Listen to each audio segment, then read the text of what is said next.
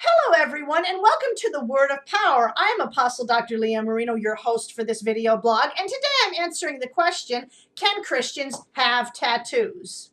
Many of us who either were associated with holiness denominations or who have grown up in certain churches that tended to adhere to various codes will recognize long-standing prohibitions on tattooing. Not only was it considered somehow idolatrous, it has also been classified as everything from inviting spirits to welcoming the demonic, no matter what kind of tattoo you might have. Just as with many things biblical, we need to step back and examine the context of the passage that this is found in, which is Leviticus 19. And I'm going to start reading in verse 23 through 33 from the New International Version of the Bible. When you enter the land and plant any kind of fruit tree, regard its fruit as forbidden. For 3 years you are to consider it forbidden. It must not be eaten. In the 4th year, all its fruit will be holy, an offering of praise to the Lord. But in the 5th year, you may eat its fruit. In this way, your harvest will be increased. I am the Lord your God. Do not eat any meat with the blood still in it. Do not practice divination or sorcery. Do not cut the hair at the sides of your head or clip off the edges of your beard. Do not cut yourselves for the dead or put tattoo marks on yourselves. I am the Lord. Do not degrade your daughter by making her a prostitute, or the land will turn to prostitution and be filled with wickedness. Observe my Sabbaths and have reverence for my sanctuary. I am the Lord. Do not turn to mediums or seek out spiritists, for you will be defiled by them. I am the Lord your God. Rise in the presence of the aged, show respect for the elderly, and revere your God. I am the Lord. When an alien lives with you in your land, do not mistreat him. It would be easy to say, oh, the verse says this that pertains to tattooing, which can be very, very tempting. But it is more important we understand it so we can see how it does apply to our lives. The first thing we need to understand is what exactly this prohibition is on and why. The tattooing spoken of here in Leviticus 19 is directly related to pagan worship for the dead. It related to ancient tribal gashings, scars, print markings, such as a temporary henna print, tattooings, as is translated in more modern translations, and other skin markings that set a group aside.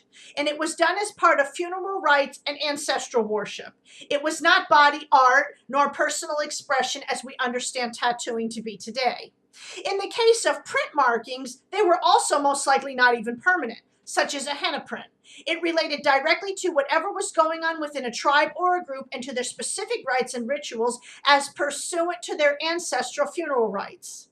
The form of tattooing is no longer practiced in much of the world today, thus rendering the practice itself obsolete.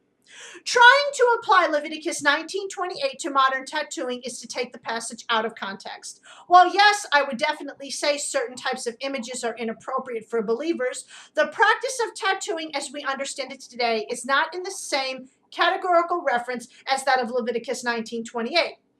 I also think it's relevant to consider that Leviticus 19 lists a number of different prohibitions that are not followed anymore today, and nobody even would think of mentioning them. Things such as not eating things with the blood. Have you ever had a blood sausage? Or rounding the corners of a beard. Shall we consider the vast number of men who don't even have beards today? Or observing times, which is actually a reference to many modern holidays that originated as pagan events. Or standing in the presence of gray hair.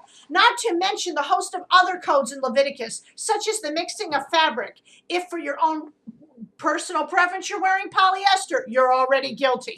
Or eating milk and meat together. Isn't that the ultimate definition of hamburger helper? So what is it about this one verse that we feel we should extract out of the word and try to uphold it when there is no way to uphold it today without losing its context? In Matthew 25, Jesus reminds us of something very important.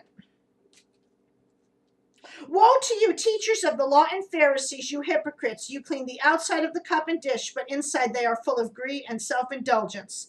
Blind Pharisee, first clean the inside of the cup, and then the outside also will be clean.